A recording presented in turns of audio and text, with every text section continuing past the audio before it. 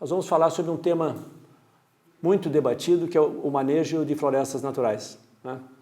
Então, um tema que a palestra a gente organizou para abordar alguns mitos que existem sobre o manejo e que muitas vezes prejudica não só a efetividade do manejo, a sua execução, prejudica informações que pode passar para a legislação florestal, como às vezes prejudica também a pesquisa. Então, o título da nossa palestra é Manejo de Produção em Florestas Naturais, mitos e verdades.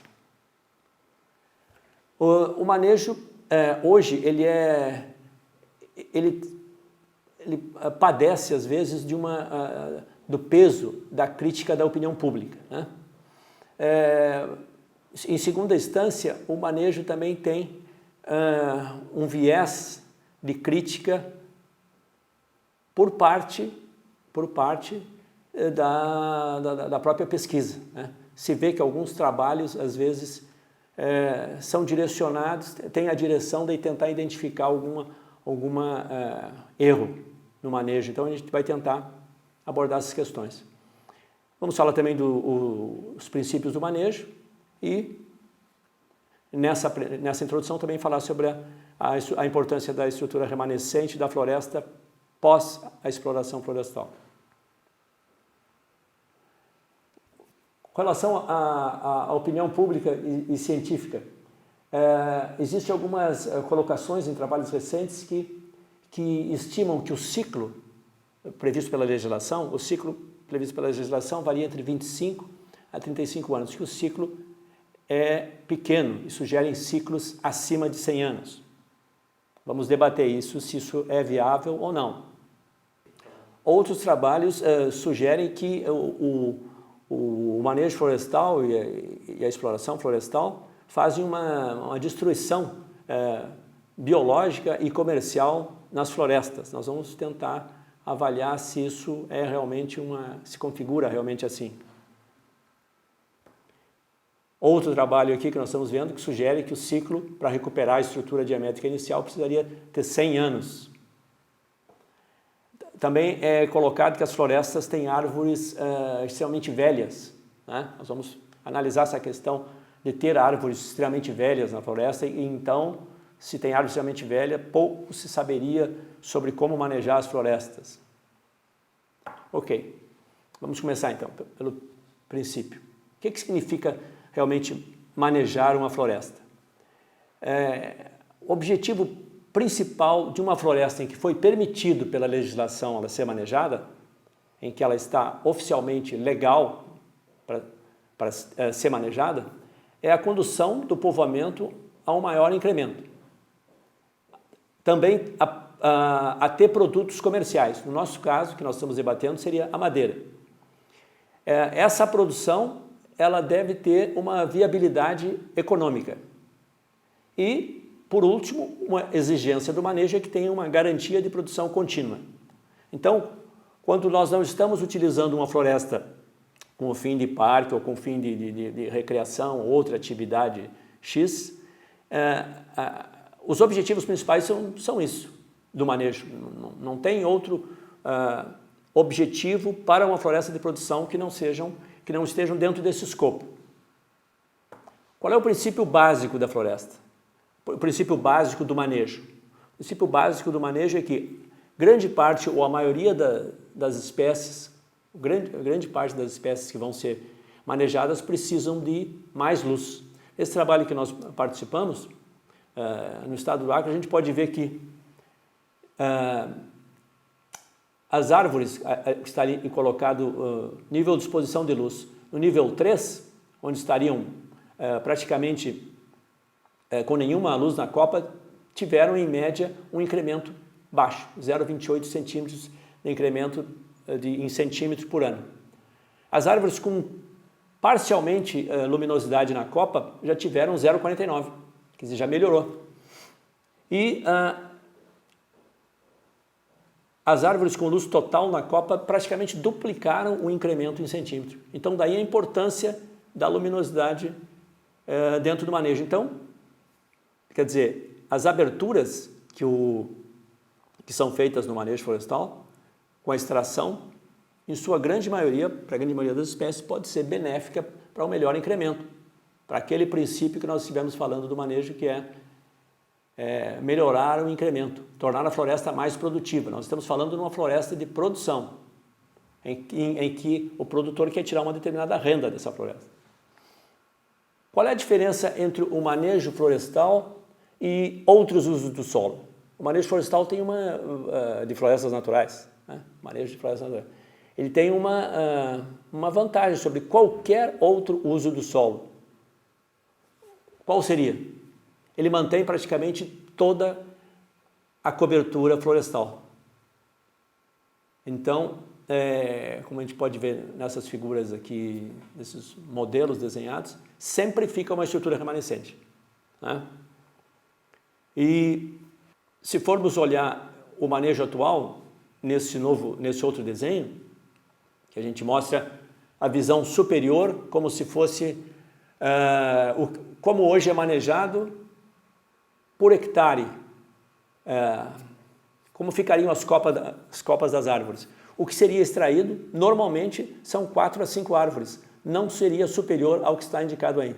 Todo o resto da estrutura seria mantido.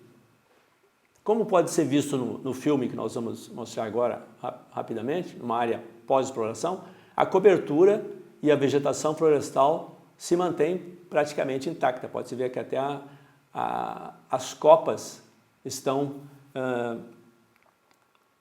inteiras, a cobertura, o teto da floresta. Essa figura aqui, por exemplo, significa o que não é manejo, né? Então, quando a gente vê, às vezes, uma área queimada, destruída e totalmente desmatada, não é manejo, é para outro uso, né? Sem fazer crítica aos outros usos, possivelmente vai ser utilizado para criação de gado ou agricultura, né? Então, tem outro uso, não é manejo. Às vezes a pessoa faz a confusão, às vezes a mídia faz a confusão com esses objetivos. Então, vamos começar a debater a questão dos mitos. Então, nomeamos aqui, né, por uma ordem, sem considerar uma ordem de importância, mas uma determinada ordem. Mito 1. A maior parte das árvores é cortada por ocasião da implementação dos planos de manejo florestal. Muita gente pensa isso, que a maior parte das árvores é cortadas, né? O que acontece?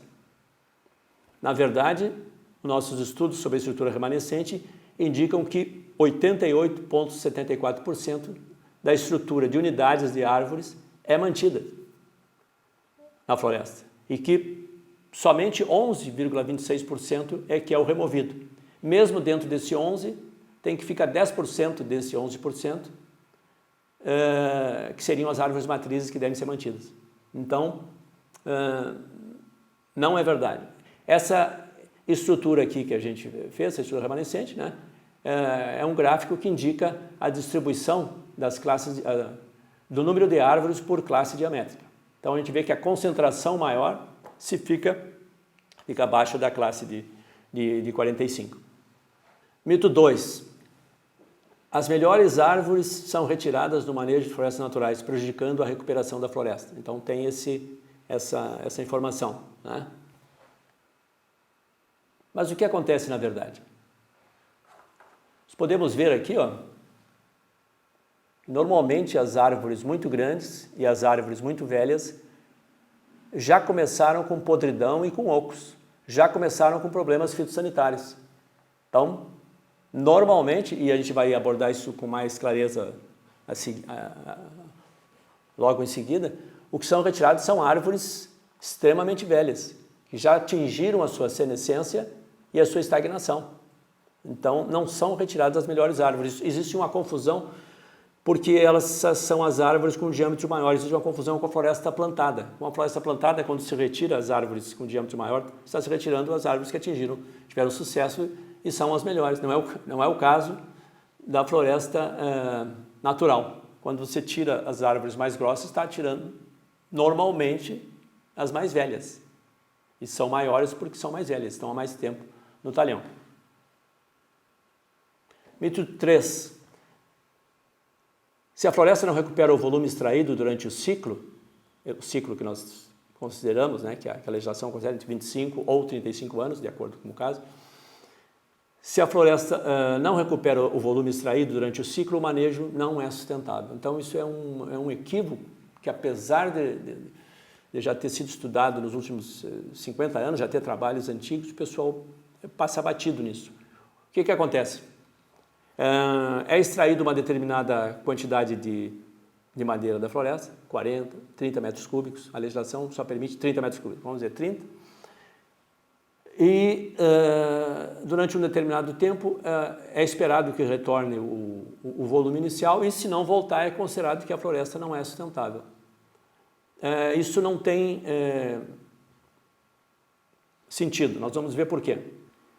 Por quê? Porque a floresta, quando ela é primária e velha e realmente intocada, ela acumula muita área basal ou muito volume nas classes mais velhas. Então ela acumula tanto volume que torna muito difícil que a primeira recuperar a produção da primeira extração. Então tem um estoque muito grande na primeira extração que dificilmente vai ser recuperado em qualquer ciclo. Por quê? Porque a floresta tem um fluxo para ciclos menores de passagem entre classes.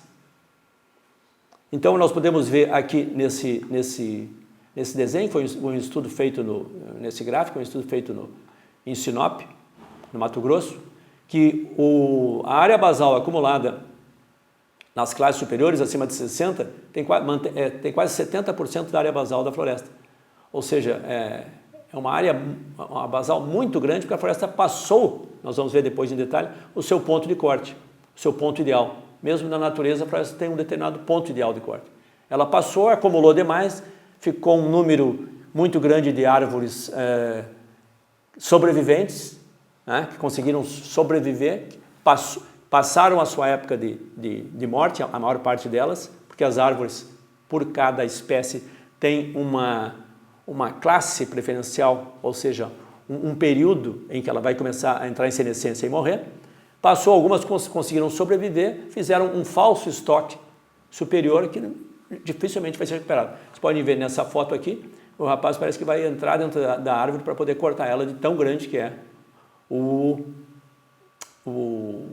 tronco dessa árvore, né? Então, uma árvore muito boa, né, para um parque, mas aqui nós estamos falando de floresta de produção, onde ela vai ser utilizada para uma serraria. Mito 4. O manejo só é sustentável se recuperar a distribuição geométrica inicial. Essa análise está em relação à questão anterior, e vocês vão entender tudo mais ao fim, mas isso está muito relacionado com a questão anterior. A distribuição geométrica inicial que ela tem de uma floresta primária e não tocada é uma distribuição que, para frente, ela foi estocando um grande número de árvores velhas, né? Entrou lá na primeira classe 10 mil e aqui só tem 2 ou 3 ou 4. Né? Então, 10 mil mudas, 10 mil plântulas e aqui só tem 2 ou 3 sobreviventes que podem pesar com um volume muito grande. E uma distribuição muito longa para ser feita, para ser reproduzida de novo dentro de uma floresta de produção. Por quê? Porque a floresta, assim como a árvore, assim como qualquer ser, qualquer estrutura biológica, qualquer população estudada biologicamente, pela ecologia ou por qualquer estudo, a árvore tem uma fase juvenil, uma fase de maturidade e uma fase de senescência. O povoamento também, mesmo que seja se for uma floresta plantada, é a mesma coisa, tem uma fase juvenil, maturidade e senescência. A partir de um determinado ponto em que começa a senescência, não tem mais sentido se manter as árvores na floresta, esperando que ela recupere a distribuição inicial. Se ela recuperar a distribuição inicial, ela está trabalhando com um período longo de estagnação e de tempo perdido e antieconômico. Esse aqui é um exemplo da Massaranduba, onde o ponto ótimo não passou da classe o ponto onde ainda existia incremento era até a classe de 85 e depois ela manteve árvores até a classe ela manteve árvores até a classe de 165, mas com um custo muito grande de tempo. Levou muito tempo, se nós passarmos isso aqui, considerarmos o período que ela vai levar até produzir a classe 165, foi praticamente nenhum acréscimo em área basal e um período muito tempo para a confecção dessa estrutura anterior, quando nós devíamos ter trabalhado em busca somente dessa estrutura que poderia ter chegado até talvez a classe de 85, talvez até a classe de 95, chegar até essa classe, né? Então a floresta não teria sentido, não tem sentido esperar o retorno da distribuição inicial. Nós temos que trabalhar com a parte viva e de incremento mais forte da floresta. Então, isso aqui agrupa 24 espécies no estado do Acre, né? Um trabalho que nós fizemos lá. Então, se nós formos considerar, vendo esse desenho superior aqui, nós estamos vendo o volume acumulado dessa floresta. A curva indica o volume acumulado da floresta. Segundo vários teóricos, principalmente Odum, né, que foi um grande ecologista do passado, existe uma faixa de variação ótima de qualquer ser vivo, da população relativa a qualquer ser vivo, seja rato, pessoa, bactéria, vírus, etc. Existe uma faixa ótima. Se eu retirar abaixo dessa faixa ótima de utilização, a recuperação dessa população vai ficar ameaçada. Então, eu tenho que considerar sempre acima dessa faixa. Se eu considerar depois dessa faixa ótima, essa faixa daqui até aqui é uma perda de tempo. Se nós considerarmos o tempo para a reprodução dessa floresta, porque apesar de ser uma floresta nativa, ela tem aquelas plantas, as últimas árvores, ou as árvores de cada classe, tem um momento zero em que elas começaram como mudas e foram até atingir as classes maiores. Então, existe essa faixa de variação ótima. Por acaso, deu aqui na classe de 55. Né? Poderia ser na classe de 65 para uma espécie. No nosso caso, nós consideramos que o estudo deve ser espécie a espécie. Depois nós vamos explicar. Para outras espécies, pode ser na classe de 45 ou 35. No agrupamento, deu, por acaso, deu essa faixa de variação ótima, que começava na classe de 55 e ia até a classe de 125, como ainda a parte viva de incremento. Esse seria o ótimo teórico de produção máxima sustentável, né? Embaixo nós temos a taxa de crescimento corrente, que é essa curva transformada apenas no estoque, né? Para entender melhor a distribuição, como é que fica. Vocês podem ver que a partir da classe de um determinado momento, a curva se estende demais, porque essa curva mostra que a distribuição foi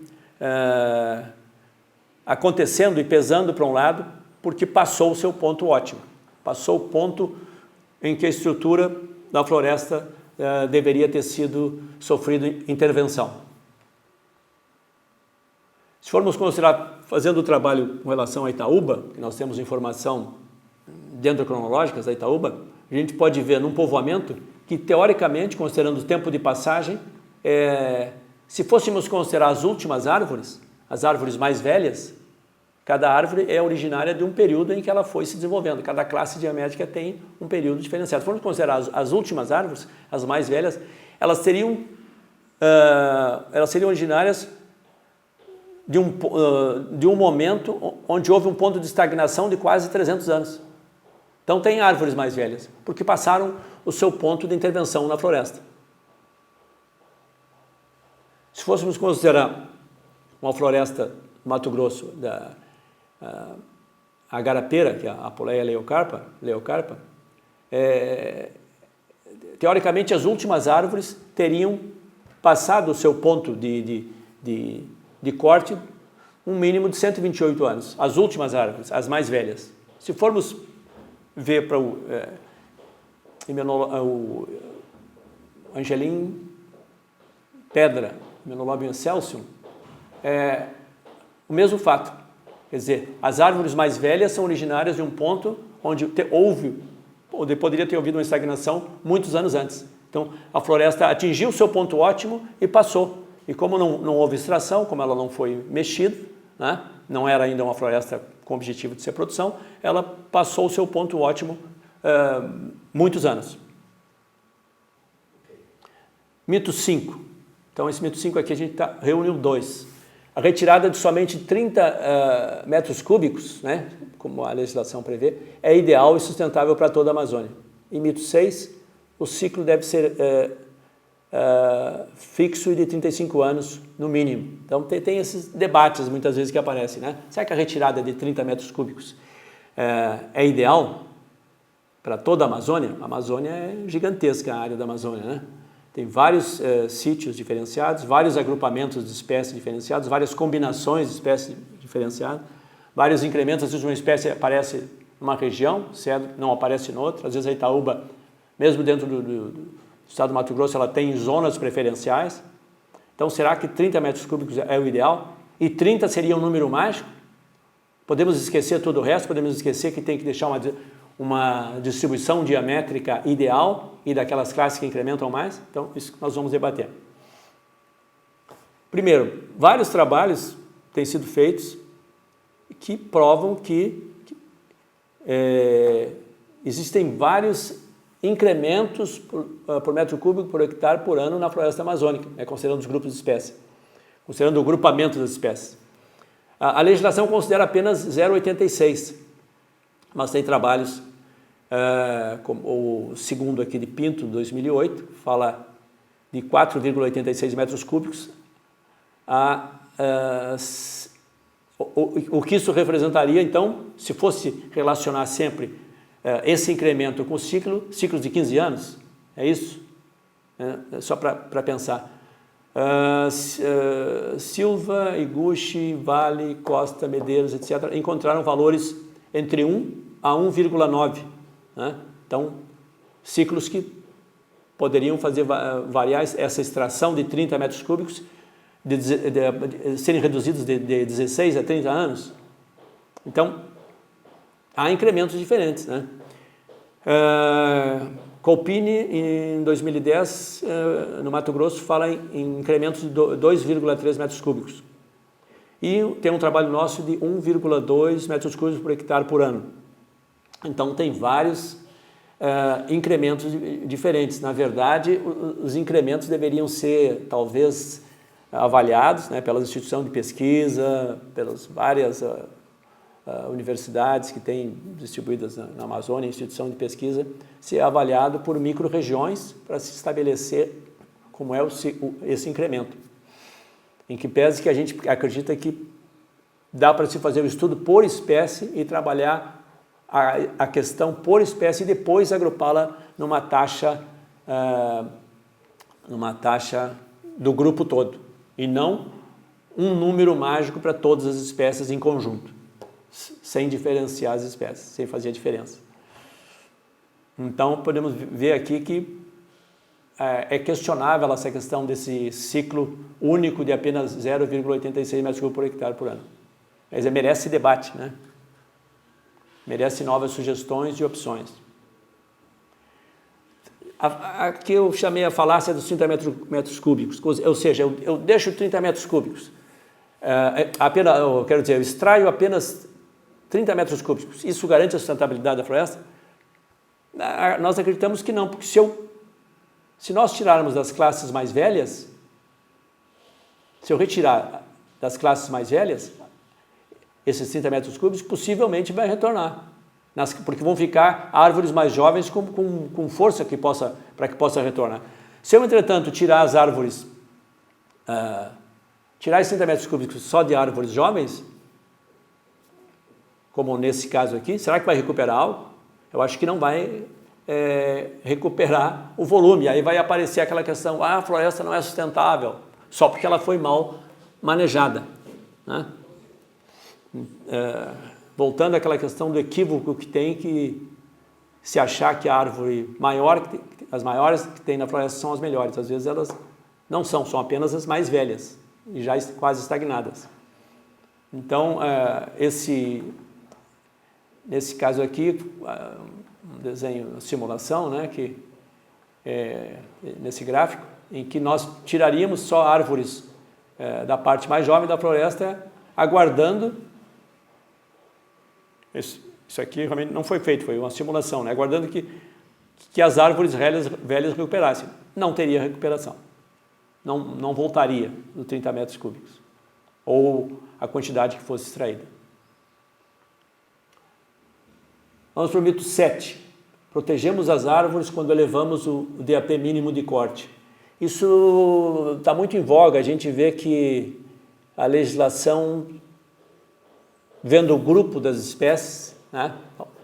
Imagina assim, vamos proteger, era 40 o diâmetro mínimo de corte, vamos passar para 50. Há pouco tempo houve um comentário no Mato Grosso de se pensar assim, não, a legislação pensando assim, vamos passar para 60, porque estamos protegendo mais a floresta e as espécies. Será que ocorre isso mesmo? A questão é a seguinte, como está mencionado aqui, as espécies madeireiras, como qualquer espécie, planta, possuem um diâmetro de máxima produção. Então, para os florestais, né, podem lembrar, pensando na floresta plantada, aquelas curvas do incremento médio anual e do incremento corrente anual, quando eles se cruzam e tem um ponto ótimo. A floresta nativa, elas têm um momento em que as árvores se estabeleceram ali, em que as plantas se estabeleceram. Aquele crescimento também tem um ponto ótimo. Então tem um diâmetro ótimo, como nós vimos naquele ponto de estagnação anterior que nós mostramos da Garapeira ou da Itaúba. Então não adianta eu determinar que eu vou cortar em diâmetros em classe superior, porque eu estou perdendo o melhor incremento, eu estou fazendo com que essa floresta se torne menos produtiva. Do mesmo modo, se eu cortar antes do diâmetro ideal de corte, do diâmetro onde é maximizado o volume, eu também estou prejudicando o bom incremento. Então, talvez esse seja um dos problemas do manejo atual. É visto a floresta como um todo, é visto as espécies como um todo e cortado as árvores em seu diâmetro não adequado, né? Nós estávamos fazendo uma simulação, vendo que no estado do Mato Grosso, se cortado no diâmetro ideal de corte, 5 espécies já conseguem encostar quase no 1 metro cúbico por hectare por ano. Lá tem aproximadamente 24 espécies com potencial madeireiro. Com potencial, né? Sendo que a pressão ocorre mais nas 10 ou 12 espécies. Mas, considerando aquele incremento, aqueles 0,86, ele já é ultrapassado com apenas 5 espécies, se cortar no diâmetro ideal de corte, que nós vamos comentar a seguir. Então, cortar antes do ponto de inflexão, ou seja, durante o período de maior crescimento, implica em perda do maior volume, perda de incremento. No entanto, cortar depois desse ponto implicará em cortar quando o incremento já reduziu e a mortalidade aumentou. Então, nos dois casos eu estou promovendo, no segundo caso eu estou promovendo a estagnação da floresta se eu cortar em diâmetro superior. Se eu cortar no diâmetro inferior eu estou reduzindo o incremento e prejudicando também ela chegar num momento mais adequado. Isso aí é mais ou menos como aquela ideia do boi de corte, que ele tem um momento ideal, um peso ideal e um tempo ideal, onde ele chega ao seu ponto ideal de corte. As espécies e as árvores também, só que cada espécie tem um ponto ideal. E essa é a função das instituições, e essa é a função que as instituições de pesquisa devem resolver, né? Esses são problemas que as instituições de pesquisa têm que resolver. Cambará. Cambará, nós estivemos fazendo um estudo, nós apoiamos uma mestranda do Mato Grosso que fez uma pesquisa, um estudo do cambará na microrregião de Sinop. Então, para a microrregião de Sinop se viu que o ponto ideal de corte do cambará era mais ou menos perto do diâmetro de 40, pouquinho até menos. Então, a sugestão era que o cambará ele fosse cortado no diâmetro de 40. A nossa preocupação também tem que ser com as classes anteriores se está chegando uma regeneração adequada, né? Mas o ponto ideal de corte deve ser aí. Postergar não vai adiantar muito. Também a questão aquele volume que fica para frente também não tem muito interesse. Então não é questão de tirar 30 ou não tirar 30 metros cúbicos, e sim o diâmetro ideal de corte.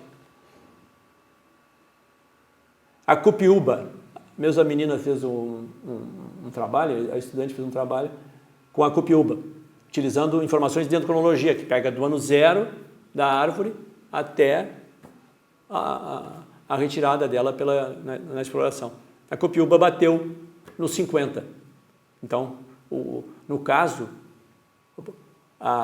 por acaso, a Cupiúba estaria adequada o seu corte no diâmetro de 50, que a legislação prevê. Então, isso é muito variável.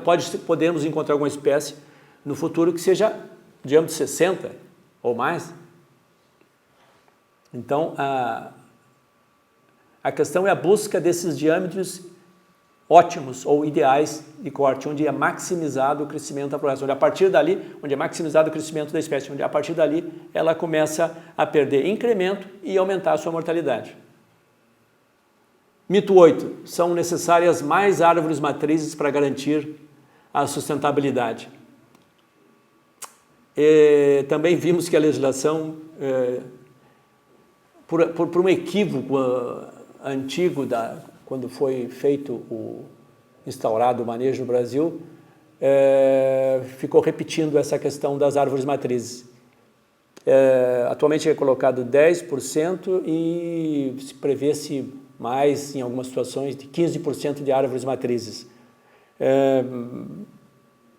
Mas uma coisa tem que ser vista. Aqui é considerando o tempo, né? No eixo X é o tempo. E no eixo Y nós estamos considerando o número de árvores em cada classe diamétrica. Então considerem tempo ou classe diamétrica aqui. Só que tem uma coisa, a partir da classe, é considerado que quando se extrai as classes comerciais, que não vai ficar nenhuma árvore madura. Só que imediatamente, aqui a classe de 50, em 49,9 para baixo, existem classes inteiras de centenas e dezenas de árvores que já estão maduras, né? Que já estão maduras há muitos anos, árvores de 60 anos, de 40 anos, que já estão maduras há muitos anos, que já estão florindo, já estão contribuindo com seu material genético para a floresta e já estão distribuídas por toda a área. Também não pode ser esquecido que tem também as árvores da área de preservação permanente que estão dispersas, acompanhando os igarapés por toda a área. Mas, esquecendo as árvores da APP, as árvores com diâmetro abaixo do diâmetro de corte, em sua maior parte já estão maduras. Então já há essa distribuição. Então,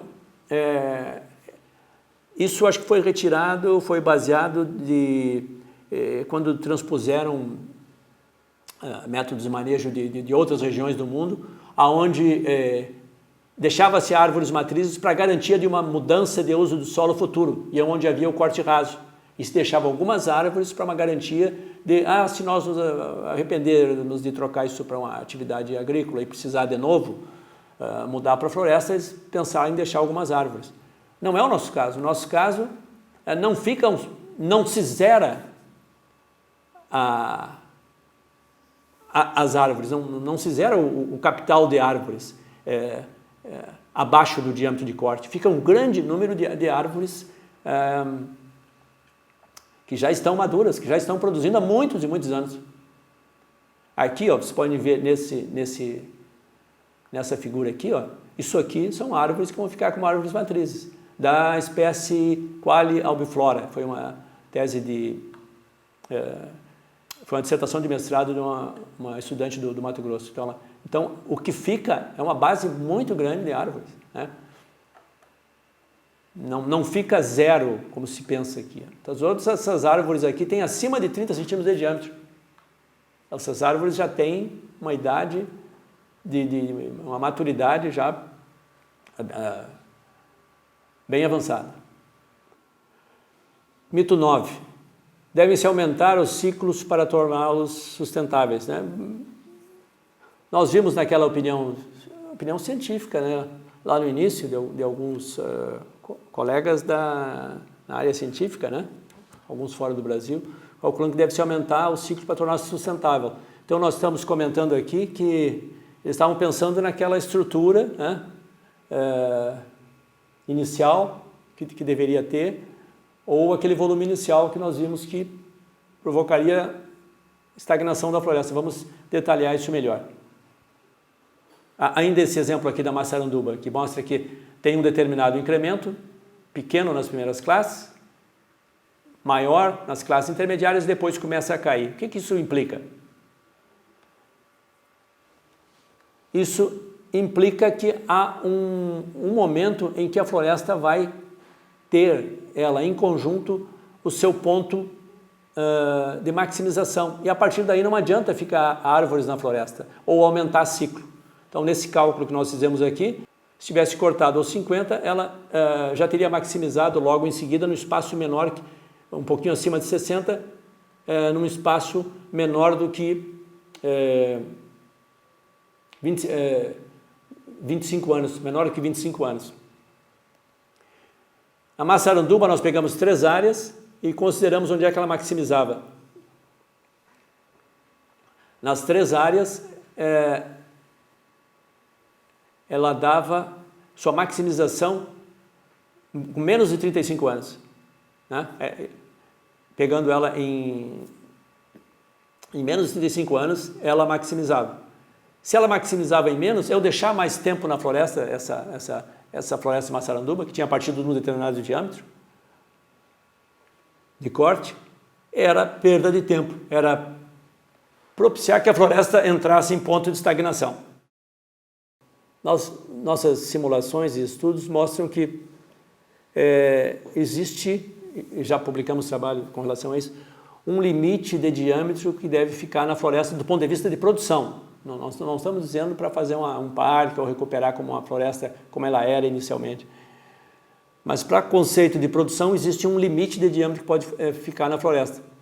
Então nós simulamos aqui um momento em que um determinado número de árvores por classe e esperando o ciclo de 35 anos.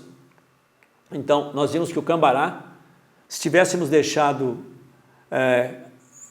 a classe de 65, teria produzido volume negativo. Né? Classe de 75, volume negativo. Né? Na verdade, um incremento negativo. O que é isso de incremento negativo? Né? Esse termo já aparece nos Maston há mais de 40, 50 anos. Então, a gente confunde muito incremento volume bruto e esquece que temos que ver qual é o incremento líquido que realmente foi produzido. E árvores, em sua maioria,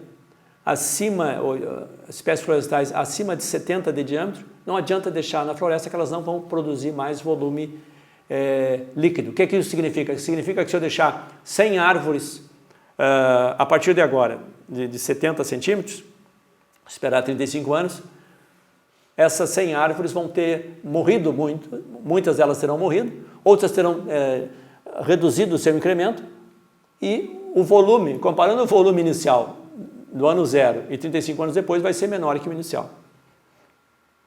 Mesma coisa para a mescla, onde a partir do determinado ponto começa a fazer esse incremento negativo.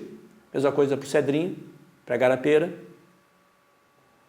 E então não existe essa questão de aumentar ciclo. Existe uma certa capacidade de negociação entre o incremento e o diâmetro inicial de corte e aonde ele é maximizado de poucos anos antes da floresta começar a entrar em estagnação e mortalidade. Então,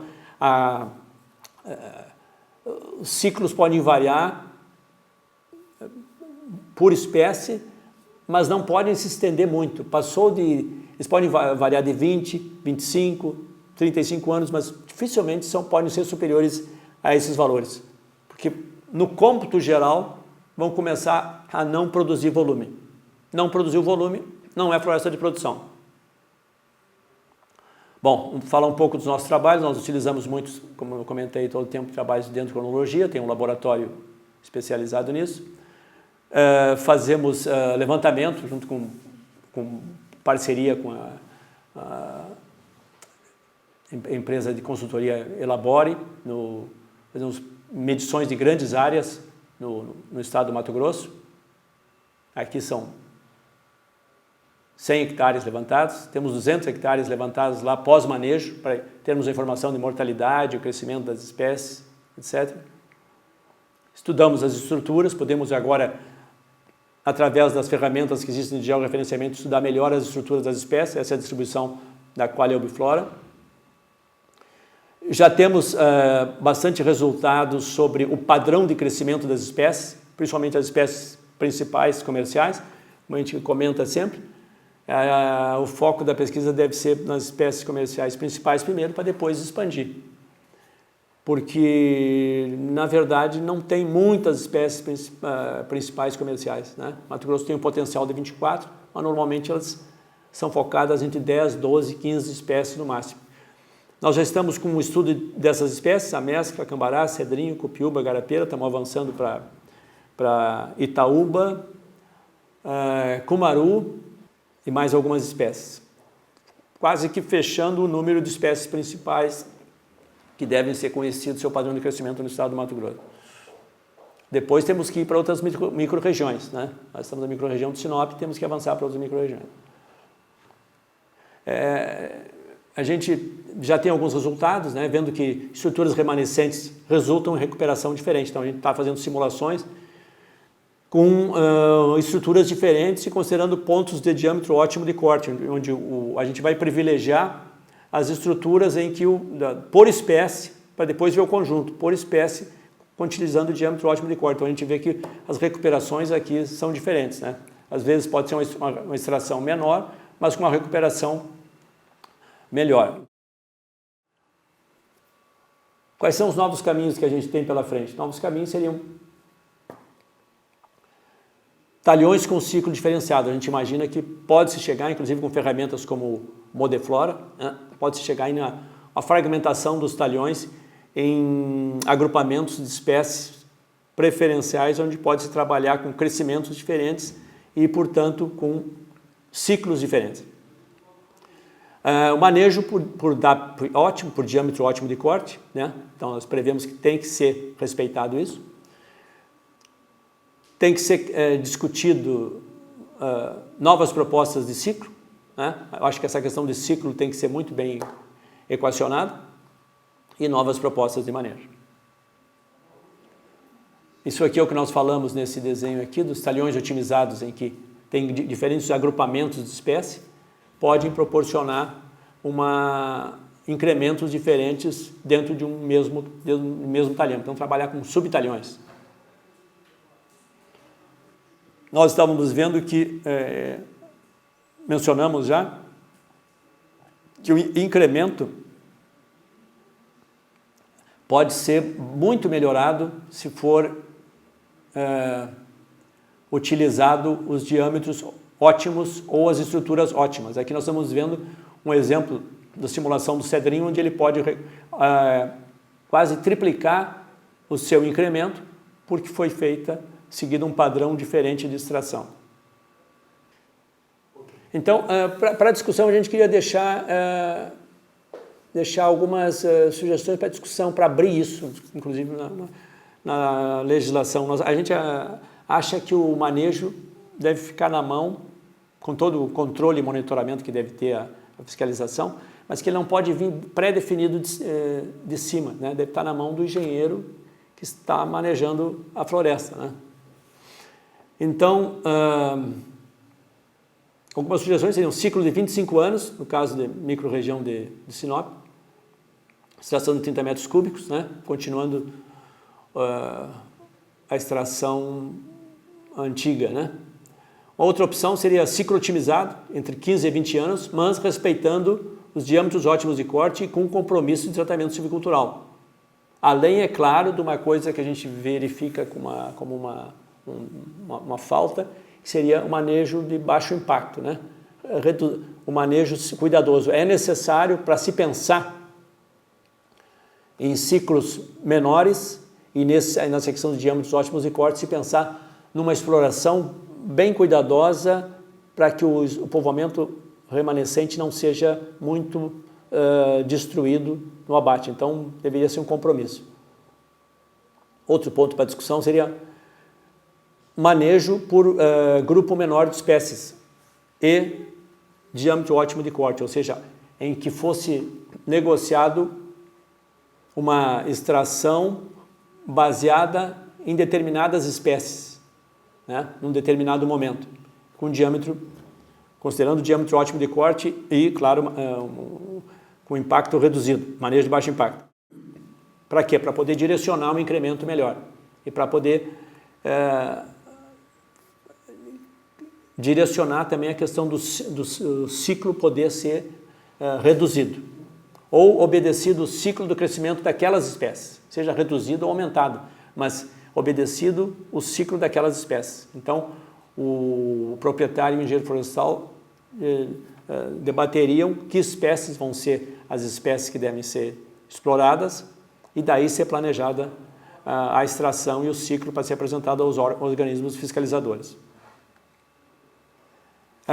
Nós achamos que tem algumas pesquisas que, às vezes, é feita muita pesquisa em termos gerais e não são feitas pesquisas que, no momento, são prementes para o manejo. Então, tem algumas principais que a gente queria fazer uma proposta, de que as instituições, universidades, instituições de pesquisa na Amazônia se preocupassem com esse enfoque, dentre outros, claro, né?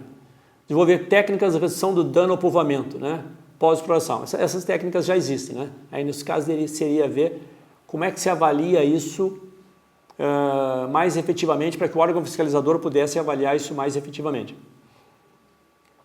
Avaliação da qualidade de extração, como fica o povoamento remanescente, principalmente das árvores de menor dimensão, nos atuais planos de manejo. Então, levantar essa questão.